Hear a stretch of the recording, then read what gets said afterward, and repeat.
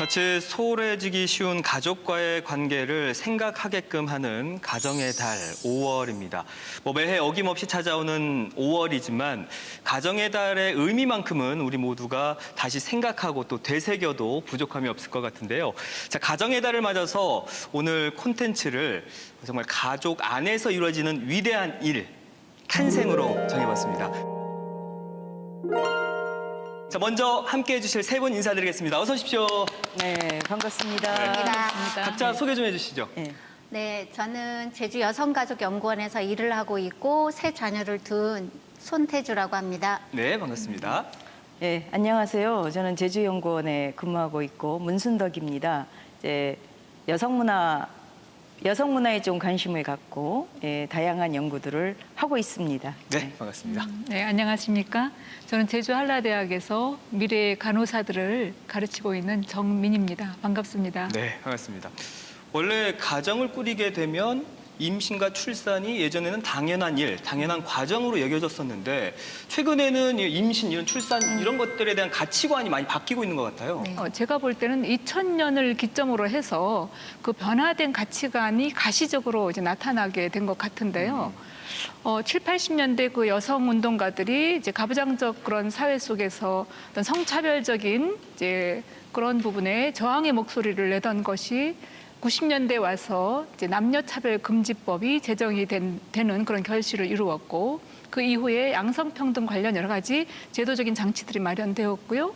또 2001년에 또 여성부가 생겼죠. 이제 이렇게 되면서 그 실질적으로 그 여성들의 의식 변화뿐만이 아니고 법적 제도적 장치까지 이제 마련되다 보니 우리 사회가 전반적으로 어떤 개인의 어떤 자기 결정권에 대한 주장의 목소리가 커지고 그 권리가 존중되는 그런 사회로 일반적인 가치관이 이제 변화되고 있는 추세인 것 같습니다. 네.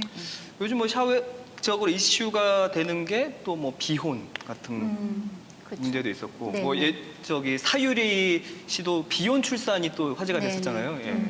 그 딩크족 또 요즘 그렇죠. 많이 있어서 양쪽에서 수입을 이제 얻고 아기는 갖지 않는 이런 추세가 좀 점점 늘어나고 있는 것 그러니까 같아요. 전체적으로 이렇게 다양한 가족 그렇죠. 형태가 이제 증가하면서, 그러니까 결과적으로 볼 때는 그 개인의 어떤 선택권이 존중되는 사회로 가치관이 변화되었기 때문에 이제 그런 여러 가지 현상들이 나타나고 있는 것도 것인 것 있지만 같아요. 출산에 대해서 국가가 어쨌든 출산을 장려하거나 아니면 출산을 조금 이렇게 억제하거나 이런 정책들이 이렇게 그런 부분 쪽으로 조금 우리가 본다 그러면 한 60년대에서 90년대 중반까지는 출산을 억제하는 정책으로 가면서 제가 그러니까 지금은 초등학교지만 국민학교 때 생각해 보면 텔레비전에서 딸 아들 구별하지 말고 둘만 낳아 잘 기르자 막 이렇게 한다거나 포스터가 또 많이 그렇게 있었거든요. 포스터도 막 버스나 막 이런 데도 막 그거 생각난다, 맞아. 덮어놓고 낳다 보면 거위 조금 운면한다, 막 이런 것들 그런데 이제 있잖아요. 대학교 다닐 때 이렇게 80년대 후반 이럴 때는 한 자녀만 낳아서 잘 기르자 이렇게 했는데, 제가 결혼하는 한 90년대 이렇게 보면 적게 낳아서 잘 기르면 된다 막 이렇게 하는 거 보면 출산 억제 정책을 했거든요. 그런데 2005년 이후에 이제 저출산 고령화 기본법을 만든 이래로 본다 그러면 오히려 출산 장려 쪽으로 가는데 이제 사회는 그렇게 변화하지 못하는 게 있단 말이에요. 그러면 아까 정민 교수님께서 말씀하신 것처럼 가치관의 변화, 그다음에 사회 경제적인 어떤 문화에 대한 어떤 변화, 이런 구조적인 요인들이 작용하고 있는 게 아닐까. 그러니까 출산의 선택을 예전에는 국가가 이렇게 했다 그러면 지금은 개인이 선택을 한다거나 선택할 수 있고. 그러지 않으면 부부가 선택한다거나 이렇게 되는 거죠. 그러니까 예전에는 아들, 딸 구별 말고 예전에 이렇게 구별을 했다는 거잖아요. 구별 말고 그렇죠. 둘만 낳아 잘 기르자 이렇게 했다는 거는 그럼 남아 선호 사상이 분명히 있었다는 거잖아요. 그렇죠. 정말 그 오죽했으면 그 80년대라고 기억이 되는데요. 태아성 감별 금지법이 생길 정도였거든요. 그러니까 지금 60, 70년대 지금 굉장히 그 베이비 붐 세대를 이제 지나면서 70년대 후반에 가서 이제 그 전에는 가정에서 이제 아이들을 많이 낳았었는데 70년대 후반에 의료인들이 해외 진출하는 그런 기회가 이제 많이 줄어들게 되었죠. 그래서 70년대 후반에서 80년대 초부터 시작해서 이제 병원들이 많이 생기기 시작했어요. 제주 지역도 아마 제 기억으로는 70년대 말에 제주 지역의 병원의 수가 한 30군데, 뭐 지금은 뭐 기하급수적으로 늘었지만요. 그렇죠. 예, 그래서 이제 산부인과 병원이 생기면서 과거에 아주 난산으로 인해서 이제 산모와 태아가 사망하는 그런 사례들이 굉장히 많았어요. 일단 모성 사망률, 영유아 사망률이 이렇게 높았는데 이제 병원의 현대의술의 힘을 빌어서 이제 정상분만이 힘든 그런 사례들인 경우에는 제왕절개를 통해서 산모와 태아의 건강을 우리가 보장받을 수 있는 그런 이점은 있었는데 이제 문제는 초음파를 통해서 태아 성을 감별할 수가 있게 되었다는 것이죠. 이 남아선호 때문에 태아 성이 여자로 밝혀지면 많은 사람들이 낙태를 선택했다라는 것이죠. 태아의 생명권이 있죠. 또 아까 얘기한 것처럼 남자와 여자의 성비의 불균형이 또 하나의 사회적인 문제가 되는 것이죠. 즉 이런 것들 때문에 국가에서 불가피하게 성감별을 금지하는 법을 이제 만들었고요.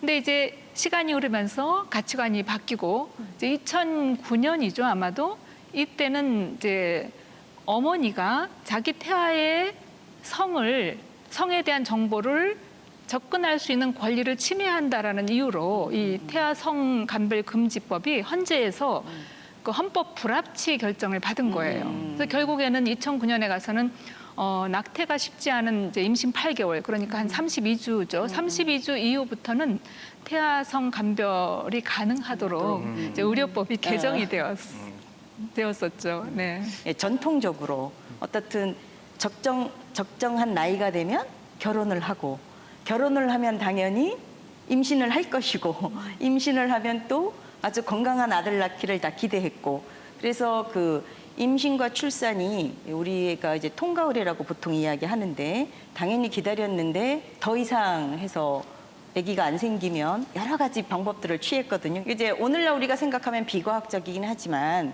이제 그 당시에 우리가 믿을 수 있는 것들은 민간 신앙이잖아요. 그러니까 이제 기자 의례라고 해서 그 이제 산신 기도를 드리기도 하고, 그다음 민간 신앙에서 임신을 원하는 그 민간 신앙에서는 불도맞이 구슬을 하거든요. 그리고 우리가 그 아기를 낳고 싶어 하는 그 아기 속에는 대명사는 아들이지 않을까. 남자가 보통 일본으로 오는 그 기본적인 그 성차별 언어하면 우리는 남성을 중심으로 해서 여성은 항상 그 두 번째로 가기 때문에 생남기도 이런 것들을 많이 드리고 딸 낳기 위해서 열심히 그 기도하진 않아요. 다 그래서 아들 낳기 비법이에요. 그럼 아들을 낳는 비법이라고 전해져 내려오는 그런 속설 뭐가 있어요?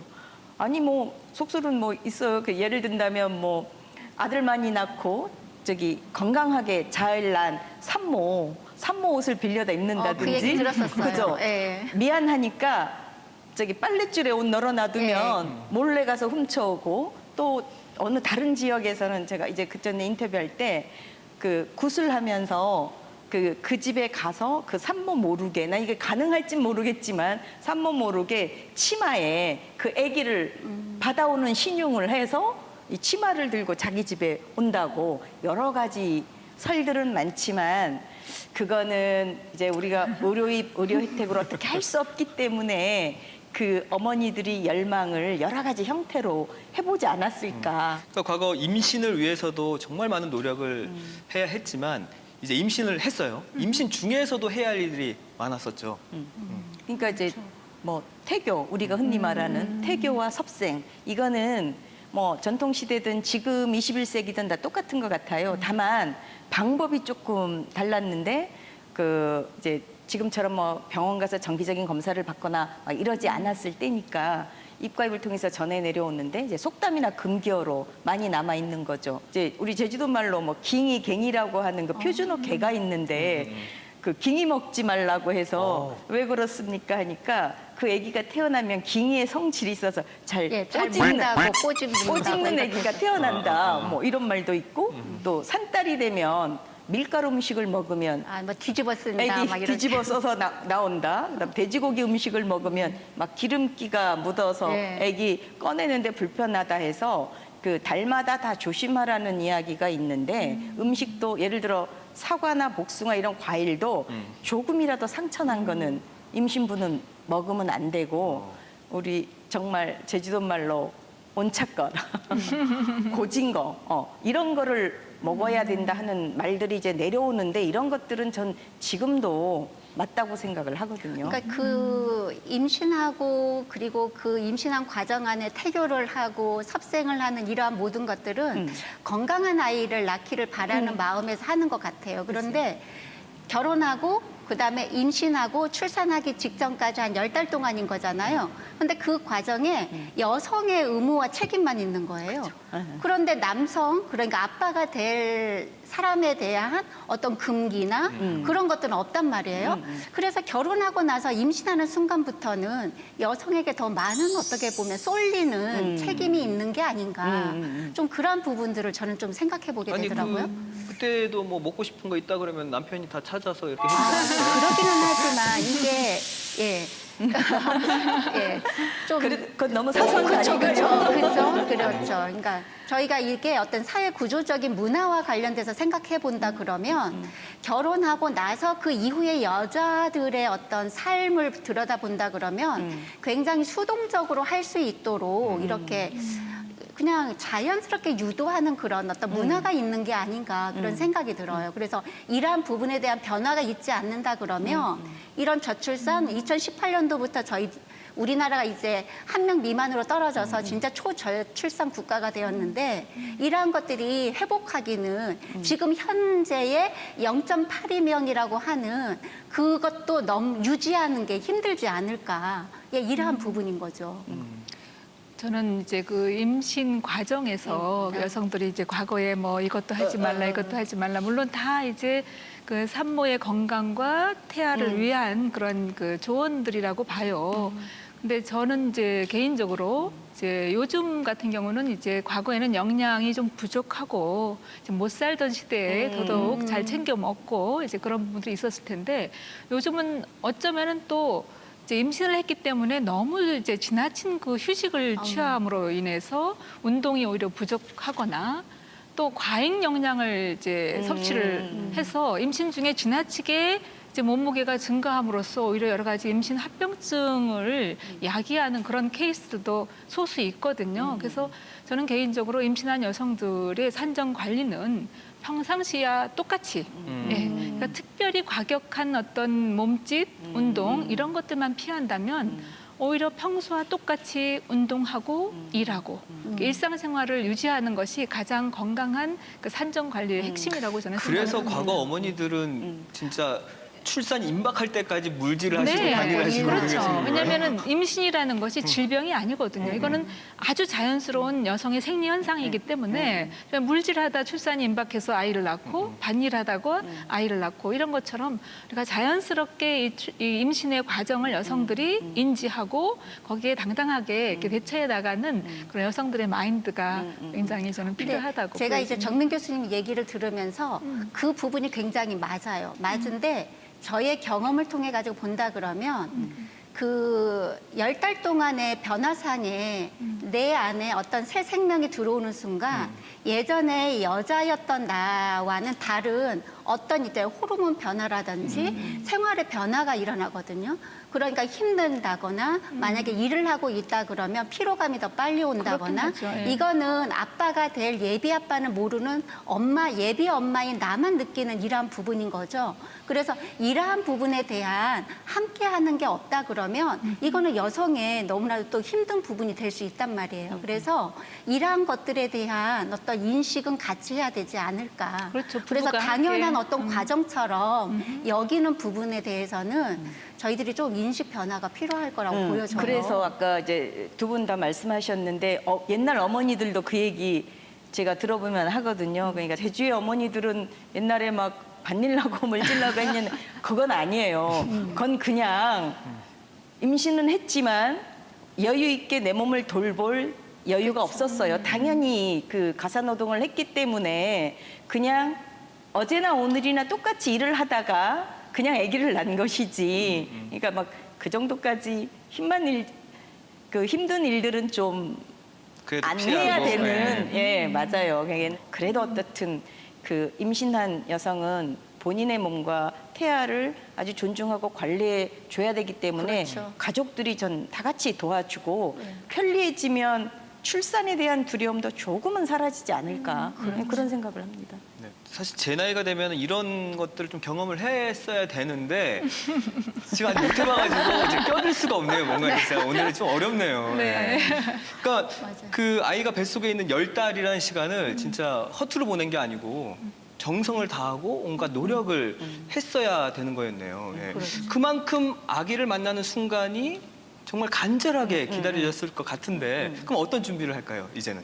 병원에 그 의료 혜택을 잘 받지 못했을 때는 이제 산딸이 되면 대강 예측하는 거잖아요. 언제쯤 내가 아기 낳을 것이다. 그 다음에 뭐 산기가 있으면 준비하는데 그때 이제 버려야 될 것들을 놓는데 뭐 정말 막 50년대 뭐 일제강점기에는 찌풀 이제 까는데 제주도는 밭농사지대라 이제 볏집이 많이 없기 때문에 밭벼라고 하는 산디집이 있었거든요. 그게 좀 부드러우니까 그거 밑에 깔고 위에 뭐 천 깔고 뭐 이렇게 해서 나름대로 준비를 산실을 갖췄네요. 그렇죠. 또. 하는 거죠. 해서 동네 그 산팔머니들이 있으니까 이분들이 막 특출한 기술을 가진 분들은 아니지만 경험이 있고 그다음 집에서 순산을 하게 되면 그 어른들이 와서 내 옆에 있어준다는 것만으로도 아주 위로가 되었고 그러면 각 마을에 그 산파가 따로 계신 건가요? 그러니까 그 저도 들어보면 그러니까 이제 전문적인 산파는 없고 저희가 그 전에 일로 여성 그 조사할 때 그 산파 자격증을 가진 분이 그러니까 1943년에 한려택이라는 분이 진짜 산파 자격증을 가져서 일본에서 공부를 했고 그래서 그분은 그 나름대로 조선을 차린 건 아니고 출장 가서 산파 역할을 했거든요. 근데 그분은 요 제주시 원도심 지역에 살았으니까 그분의 도움을 받은 사람들은 한계가 있잖아요. 그러니까 이제 그냥 마을마다 경험 많은 경험 많은 이제 어머니들이 어른들이 있어서 네. 이제 도와줬고 그다음에 1950년대로 오면 그 김상휘라는 산파가 있었어요. 그분은 실제 조산원 문을 열어서 그러니까 본격적으로 이제 산파업을 했는데 얘기 들어보니까 제주시 어르신들이 아 우리 집 몇째도 그분이 해줬고 그분이 했죠. 우리 집 몇째도 그분이 해줬고 해서 제가 농담으로 아 그러면 제주시 사람들은 다 그분 자손이네요. 네, 농담으로 그런 적이 했었는데 그러니까 50년대 산파가 있었고 60년대로 이제 넘어오면은 왜 간호사 했던 분들이 그 역할을 했으니까 조산사 자격증을 자격증에서 취득하면서 조산원에서 네. 이렇게 네. 생기기 시작했죠. 그래도 그런 혜택을 받는 건 결국은 도시 지역이니까 우리가 오늘날 읍면 지역으로 막 내려가면 에이, 이런 혜택을 못 받잖아요. 그래서 70년대, 80년대까지도 집에서 낳을 수 낳은 경우 있으면 많아요. 그 할머니가 받아주고 이렇게 그렇죠. 했었어요. 어떤 분은 남편도 받아준다고 하잖아요. 그러니까 이제 순산을 할 때는 문제가 안 되는데 문제는 맞아요. 난산을 할 때가 문제잖아요. 그래서 아까처럼 막 진통 시간이 뭐 몇 시간 길고 갖고 또 아기가 막 거꾸로 나와버리고 하면 그 자궁문이 이제 열려야 되니까 어른들이 집에 있는 문은 다 열라고 했대요. 대문 열고 뭐 서랍장 열고 뭐 열고 다 열어서 막 도와주는 그래서 주변을 다 조용하게 해서 산모를 안정하게 하고 그러니까 나름대로 그런 비법들을 썼지만 또 인명이 제천이라 우리가 이제 그런 사고들도 많잖아요. 그렇죠. 아기 낳다가 어머니가 돌아가신 경우 아기가 또 사망하는 경우들도 많았던 그렇죠. 옛날의 이야기입니다. 불가피하게 정상분만이 어려운 그런 케이스들이 있어요. 어떤 기저질환이 있다거나 태반이 조기 박리가 되었다거나 뭐 여성의 골반에 어떤 이상이 있다거나 이러면은 정상분만을 하다가 산모와 태아의 생명이 다 위태롭거든요. 그래서 제왕절개라는 현대의술을 힘입어서 산모와 아이의 이제 건강을 이제 유지를 할 수가 있단 말이에요. 근데 문제는 굳이 제왕절개를 하지 않아도 되는 그런 케이스들도 제왕절개를 하고 있다라는 것이죠. 이게 WHO에서 그 제왕절개 그 권고율이 약 5%에서 15%예요. 전 세계적으로 한 20% 전후가 이제 평균 수치거든요. 근데 우리 대한민국은 2019년 통계에 의하면 제왕절개가 50.5%예요. 절반 이상. 너무 많죠. 그렇게나 높아요. 그렇게 높아요. 2명 중 1명의 여성이 제왕절개를 하고 있다는 것이죠. 얘기 들어보면 1970년대 이야기예요. 그럼 개인차가 다 있겠지만 이제 그 상고의 고통도 힘들고 이제 무섭잖아요. 내가 무사히 잘 출산하고 건강한 아기를 잘 낳아서 내가 다시 살아 돌아올 수 있을까? 그래서 대또래 우리가 이제 신발을 이렇게 놓는데 신발을 이렇게 돌려 넣어서 내가 무사히 아기를 잘 낳고 이제 나올 수 있도록 이렇게 기도하고 간다. 그거는 그 상징적인 것 같아요. 제가 그 얘기를 들으면서 아, 출산이 정말 여성들이 목숨 걸고 하는 일이겠다. 그렇게 목숨 걸고 옛 어른들이 다 했구나. 그래서 그러한 그 부담감이나 두려움이 더 있어서 그냥 수술하세요 하면 좀 더 솔깃하지 않았을까. 그냥 그런 생각도 조금 해봤습니다. 네.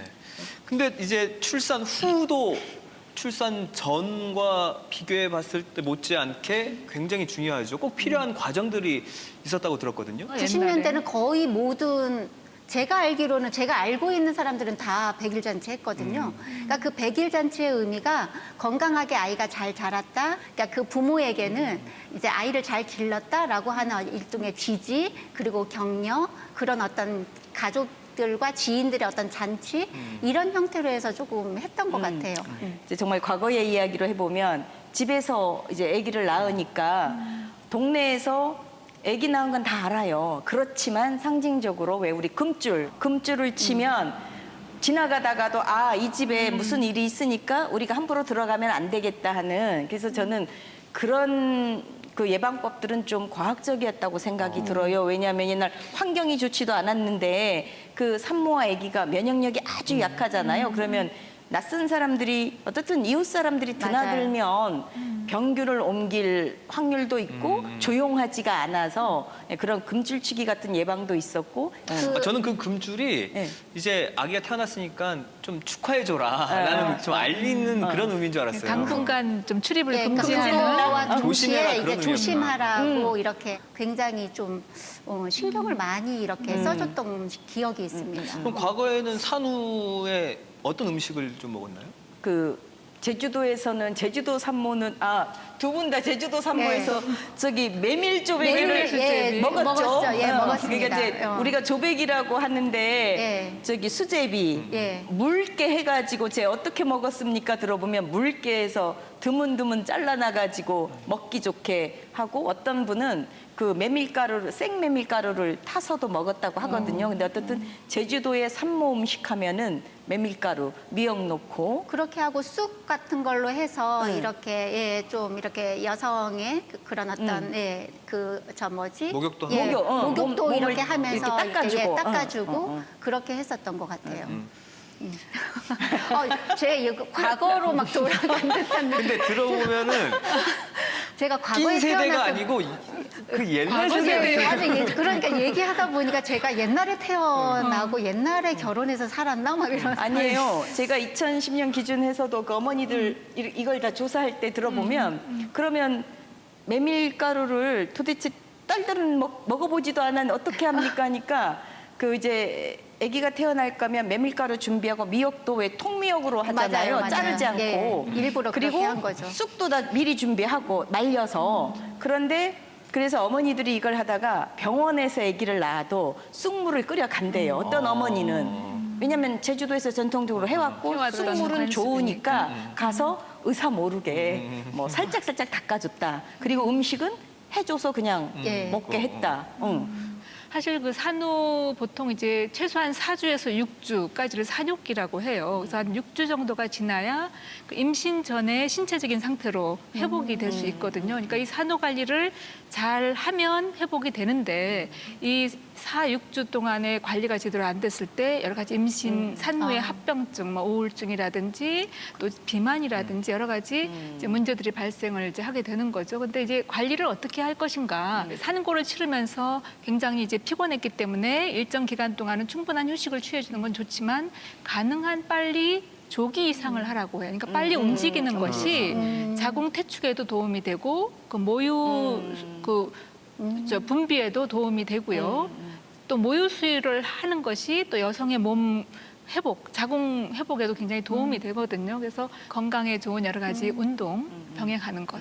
뭐 근데- 이거를 잘 한다면 예, 산후기를 건강하게 보낼 수 있지 않을까 싶습니다. 근데 이제 교수님 얘기 들으면서 네. 제가 결혼했을 때 이렇게 보면 저는 결혼하는 당시에는 일을 안 하고 있었으니까 그러니까 그때는 그냥 모유 수유하는 거를 그냥 당연하게 생각했고 모유가 잘 나오도록 뭐 이렇게 음식이나 이런 부분들도 생각하면서 이렇게 먹었었는데 일을 했던 친구들은 모유 수유를 하면 이렇게 불편하기 때문에 젖을 말린다 그러잖아요. 그렇게 하고 그때 분유를 먹였던 기억이 있고요. 그러니까 굉장히 그 아이를 낳고 난 이후에 일과 그 네. 육아와 관련돼 가지고 굉장히 힘들어하는 거를 힘들었죠. 봤거든요. 네. 근데 저는 이러한 부분에 있어서 그러면 아빠는 어디에 있느냐 이 부분을 계속 생각하게 되는 거예요. 아니, 좀 많이 섭섭하셨던 모양이에요. 이게. 아니 그래서 지금 오늘 하루 종일 그 얘기했어요. 아니 그래서 지금 바로 이 문제가 우리가 과거의 여성 정책에서 일가정 그렇죠. 양립 일가정 양립의 문제가 그다음에 드러난 지금은 게 아닌가 출산 싶어요. 휴가를 남자들도 반드시 받아라 그렇죠. 하는 게 예. 여기까지 온 거죠. 그렇죠. 그렇죠. 90년대 이후에 어쨌든 여성과 관련돼 가지고 이슈가 계속 드러난 거기 때문에 예, 그렇게 된 것 같아요. 그래서 그 산후조리원도 이제 우리나라에 1995년에 처음 생겼어요. 제주 지역은 96년에 처음 생겼죠.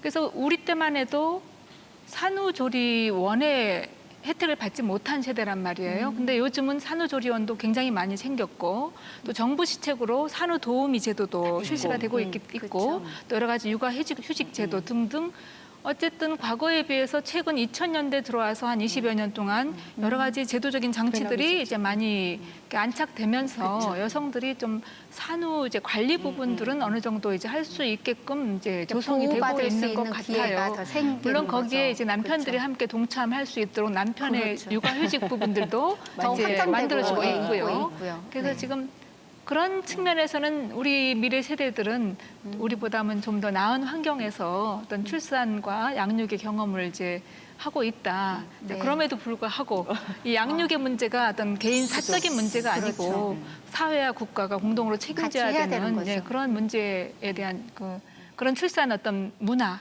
환경이 조성이 되는 게 중요하다고 생각을 해요. 임신과 출산에 대한 가치관이 많이 바뀌고 있다. 뭐 우리 앞서 얘기했지만, 근데 이걸 다 뭐 부정적인 변화라고만 치부할 수는 없을 것 같거든요. 그러면 앞으로 어떤 변화가 있었으면 좋겠는지 또 세 분의 이야기 듣고 싶습니다. 우선은 새 생명을 이렇게 맞이한다라는 거는 굉장히 귀한 거잖아요.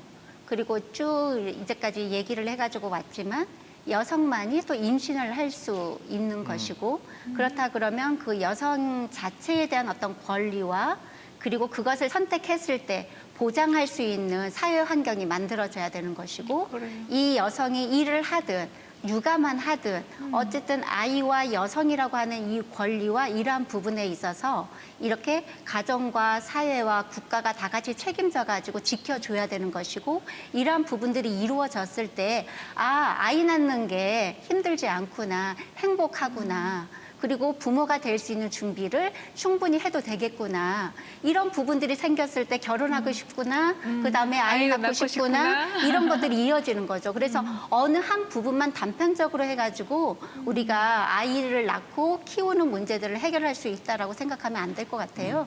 그래서 정책적인 지원은 이런 것들과 맞물려 가지고 가야 되는 것이고 사회 문화적으로 이러한 부분들 때문에 인식 개선이 이렇게 되어야 된다라는 거죠. 그러니까 이제 보통 보면 우리가 제도보다 의식이 변화가 먼저 오면 먼저 정말 오죠. 좋은데 그게 어렵죠. 그게 어려우니까 의식이 변화가 더디니 제도가 변화되어서라도 이 의식이 변화를 좀 도와주는 이제 이런 것들이 좀 나와야 될 것 같아요. 그러니까 이제 사실은 생명은 아주 고귀한 것이고 그다음 내가 그걸 맞이할 준비가 되어 있는지 막 이런 자세는 좀 필요하다고 봐요. 그래서 이제 90년대부터 우리가 아버지 학교라는 너무나 처음엔 낯선 용어였지만 그것도 사회 변화에 따라 아버지 학교가 개설이 될 정도로 사회에서 그리고 이제 오래전부터 뭐 작품이나 영화에서도 나오지만 내가 이제 결혼을 하건 하지 않건 그 임신할 준비가 되어 있는지, 임신을 하면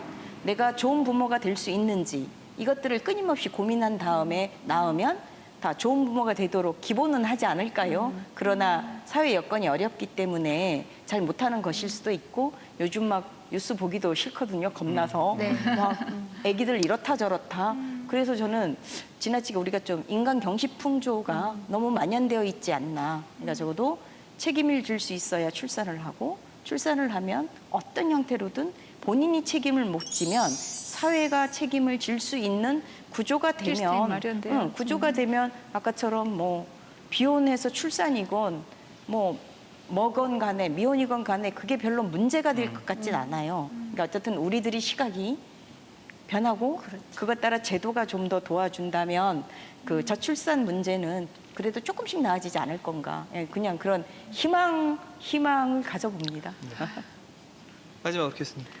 글쎄요, 아까 의식보다 제도가 먼저 정착된다라는 표현을 했는데 저는 개인적으로 일단 소수지만 그 의식의 변화가 먼저 일어난다고 생각해요. 그래서 그게 보편적인 의식 변화로 가기까지는 이제 시간이 걸리는 거죠. 그래서 소수의 이제 앞장서는 사람들의 의식의 변화가 일어나고 이제 그게 이제 모아져서 또 제도가 뒷받침되고 그러면서 사회가 이제 변화가 되는 이런 과정을 거치는데 이런 우리 지금 가족 관계 또 뭐 임신과 출산 이런 부분들은 사실 한국 사회에서는 이런 자본의 문제하고 많이 결부되어 있는 것 같아요. 아이를 키우는데 드는 비용과 에너지가 너무나 엄청난 것이죠. 여러 가지 또 이제 학업에 관련된 문제, 또 우리 한국 사회가 또 학벌 위주의 또 사회이다 보니 한 아이를 양육하고 성인이 될 때까지 뒷바라지 한다라는 게 감당이 안 되는 거예요. 요즘 젊은 친구들에게. 그래서 이런 부분들은 정말 어떻게 하면 해결할 수가 있을 것인가. 그래서 저 개인적으로는 대학 등록금까지 모든 교육은 다 국가가 해줘야 된다고 보여지고요. 정말 아이를 키우는데 개인의 어떤 자본적인 어떤 출혈이 심각하다면 어느 누가 아이를 낳으려고 하겠어요. 그렇죠? 요즘 젊은이들이 집 한 채 구하려면 평생을 일을 해도 집 한 채 사기가 힘든 그런 이제 사회이다 보니 국가가 저는 책임을 지는 그런 시스템으로 빨리 우리 사회가 변화되기를 기대합니다. 네. 자, 생명의 탄생이라는 고귀한 일이 정말 제대로 된 이해와 존중 속에서 이루어지길 바라겠고요. 이런 훌륭한 일을 하는 여성들에게 전국의 남편, 이 예비 아빠들 좀 잘 좀 합시다. 네. 자, 5월 한 달은 가정의 달인 만큼 가정의 의미를 좀 생각해 보면서 이해와 또 소통으로 화목한 가정을 이뤄갔으면 좋겠고요. 오늘 함께해 주신 세 분 진심으로 감사드리겠습니다. 네. 고맙습니다. 고맙습니다. 네, 고맙습니다.